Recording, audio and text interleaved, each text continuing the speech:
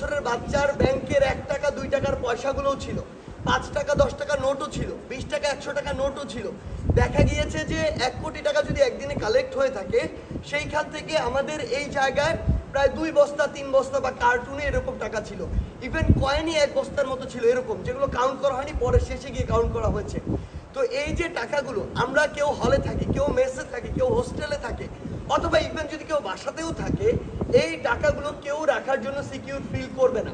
Even এগুলো যদি কোনো কারণে একটি দুর্ঘটনা হয় বা টাকাগুলো চুরি হয়, এই টাকাগুলো দেওয়ার মতো তো তার সামর্থ্য নাই। সেই জায়গা থেকে এটা সবচেয়ে সিকিউর ছিল যে ব্যাংকে রাখা। এই কারণে আমরা ব্যাংকে রেখেছি। কে কে ছিল? আমাদের একজন সমন্বয়ক লুৎফর সেখানে ছিল, আমাদের একজন সম্মানিত শিক্ষক উনি ছিলেন, এবং সাধারণ একজন শিক্ষার্থীর পক্ষ থেকে আরেকজন ছিলেন যার নাম ফরিদ। 3 জনের সমন্বিত অ্যাকাউন্টে এই টাকাগুলো রাখা হয়েছে, যেগুলো এই রিপোর্ট ফাইলে ওনাদের সাইন রয়েছে ওই জায়গাগুলোতে। এরপরে যদি আপনি আসেন যে এই যে টাকাগুলো, আসলে এই টাকাগুলো এতদিন কেন দেরি হলো এই রিপোর্টটি প্রকাশ করতে, আপনারা জেনে থাকবেন যে আমরা 4 তারিখে আমাদের হিসাবটি বন্ধ করেছিলাম। 4 তারিখে যখন আমরা এটি বন্ধ করি, আমরা কিন্তু বিভিন্ন জায়গায় পরামর্শ নিয়েছি আমরা কিভাবে পুনর্বাসন প্রক্রিয়ায় যেতে পারি। আপনারা শুনেছেন যিনি অডিট অফিসার নিজেই বলেছেন 10 তারিখে তার নিকট যাওয়া হয়েছে। অর্থাৎ আমরা 1 সপ্তাহের মধ্যে কিভাবে আলটিমেটলি একটা স্বচ্ছতা জবাবদিহিতার জায়গায় যেতে পারি, মানুষের আস্থা ধরে রাখতে পারি, ওই প্রসেসে গিয়েছি। 10 তারিখে যখন গিয়েছি, আপনি তার কাছে আবার যদি চান আপনার প্রশ্ন করতে পারেন তার ব্যক্তিগত মাধ্যমে। প্রত্যেকটি জায়গায়, কোনো একটি জায়গায় যদি 1 কেজি খেজুর কেনা হয়েছে, তার টিম সেখানে গিয়েছে ওই দোকানে, প্রত্যেকটি জায়গায় তৃতীয় পক্ষ হয়ে তিনি চেক করেছেন, এবং 10 তারিখ থেকে আজকে 1 তারিখ পর্যন্ত প্রায় 21 দিন সময় নিয়ে তিনি অডিটটি করেছেন। আমরা যদি আমাদের জায়গা থেকে 10 তারিখে বসে এরকম একটি প্রেস ব্রিফিং আমাদের রিপোর্টটি দিয়ে দিতাম, আমরা কিন্তু দিতে পারতাম, কথা উঠতো না কেন দেরি হয়েছে। কিন্তু এই যে স্বচ্ছতার জায়গাটি, জবাবদিহিতার জায়গা এবং দৃষ্টান্ত তৈরি করার জায়গায় আমরা এটিতে গিয়েছি, এবং এখানে আমাদের 20 দিন দেরি হয়েছে, এটা সত্য। আমরা এই সীমাবদ্ধতা স্বীকার করছি যে এই যে পুনর্বাসন প্রক্রিয়া, আমাদের অর্থটি সরাসরি কিছুদিন পরে গিয়ে যোগ হচ্ছে। হয়তো হয়তো আমরা আজকে অফিসিয়ালি ঘোষণার মাধ্যমে কালকে টাকাটি হস্তান্তর করব। সরকারের ত্রাণ মন্ত্রণালয় বা সেই যে উইংটি রয়েছে, আমাদের টিম মেম্বারগুলো সেখানে রয়েছে, সেখানে কাজ কিন্তু চলছে। অফিসিয়ালি হয়তো কালকে হস্তান্তর করব। হয়তো আমি ধরে নিচ্ছি, আমি যদি এই অডিটটি না করতাম, কিছুদিন আগে করতে পারতাম, কিন্তু এই যে দৃষ্টান্তটি, স্বচ্ছতার জায়গাটি, আমাদের মনে হচ্ছে এটি কিছুদিন পরের চেয়ে অনেক বেশি গুরুত্বপূর্ণ ছিল। এটি আমাদের এই জায়গাটি ছিল। আরেকটি যে জায়গাটিতে আসলে কথা বলা হলো ওর ভাইয়ের জায়গা থেকে, সেটি হচ্ছে, দেখেন, মানে আমরা কেউ কি কল্পনা করতে পারি যে 2,40,000 টাকার উপর শুধু আমাদের এখানে পয়সা ছিল, আমাদের গহনা ছিল।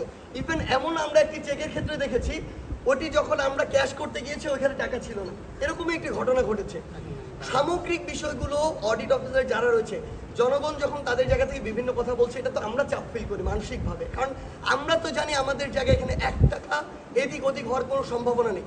আমরা তাদেরকে চাপ প্রয়োগ করছি, কিন্তু তাদের কথা, প্রত্যেকটি টাকার ব্যাপারে কনভিন্স না হওয়া পর্যন্ত আমরা আমাদের রিপোর্টটি প্রকাশ করব না। এবং সর্বশেষ আমরা আমাদের জায়গা থেকে আজকে অফিসিয়ালিটি প্রকাশ করলাম। আচ্ছা, একটা জিনিস এখানে উল্লেখ করতে চাই, ঘোষণা দিয়েছিলাম 9,37 লক্ষ টাকা, 35 লক্ষ টাকা, কিন্তু আজকে যখন আমরা পূর্ণাঙ্গ অডিটটি প্রকাশ করি, আজকে আমাদের হচ্ছে মোট স্থিতি রয়েছে 9,91,51,213 টাকা।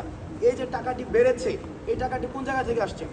1 নম্বর বিষয় হচ্ছে, আমরা ত্রাণ কার্যক্রম স্থগিত করেছি 4 তারিখ।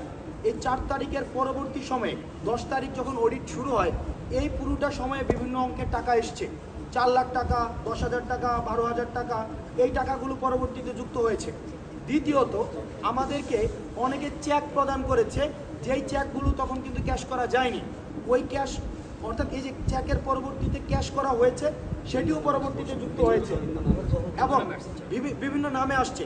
এখন দেখেন, বিভিন্ন নামে আসছে, কিন্তু আমাদের তো তখন অ্যাকাউন্ট ছিল না। এই কারণে আমাদের অ্যাকাউন্ট করতে হয়েছে, দেন টাকাটাকে হচ্ছে আমাদের লিকুইড মানিতে ট্রান্সফার করার কারণে সেখানে অ্যাড হয়েছে। তৃতীয়ত, আমাদেরকে বিভিন্ন গহনা দিয়েছে, অনেকে স্ক্র্যাপ দিয়েছে, গহনা দিয়েছে, এই গহনাগুলোকে আবার আমাদেরকে বিক্রি করতে হয়েছে, এই গহনা বিক্রি করার টাকাটাও সেখানে অ্যাড হয়েছে। চতুর্থত, আমাদের ওই সময়ে কয়েন যেটা থাকে, কয়েন, এই কয়েনের টাকাটা, পয়সাটা ইনস্ট্যান্ট, সেক্ষেত্রে গুণাটা সম্ভব হয়নি।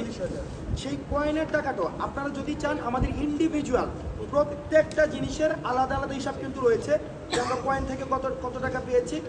এই কয়েনের ওই টাকাটাও কিন্তু পরবর্তীতে 2 লক্ষ টাকারও বেশি, একদম এক্সাক্ট ফিগারটা কিন্তু এখানে দেওয়া আছে, আপনারা যারা ইন্টারেস্টেড সেখান থেকে নিতে পারেন।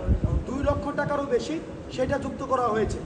সার্বিকভাবে সব হিসাব যুক্ত করার পরে আমাদের যেটা দাঁড়িয়েছে 9,91,00,000 টাকারও বেশি।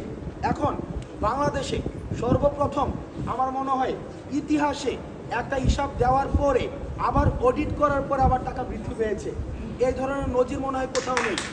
আমরা সর্বপ্রথম আমাদের দেখেন প্রায় অলমোস্ট 60 লাখ টাকা কিন্তু বৃদ্ধি পেয়েছে।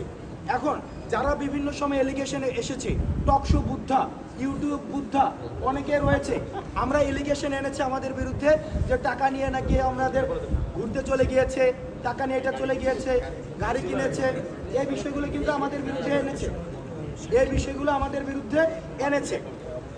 কিন্তু দেখেন টাকাটা অ্যাকাউন্টে রেখেছে। এখন ব্যাংকের অ্যাকাউন্টে যদি না রেখে টাকাটা তাহলে কোথায় রাখতো? বাকেরের কাছে, সার্জিসের কাছে, পার্সোনাল জায়গায়, তখন আরও বিতর্কিত হওয়ার সুযোগ থাকতো। এখন ব্যাংকে রাখার কারণে সব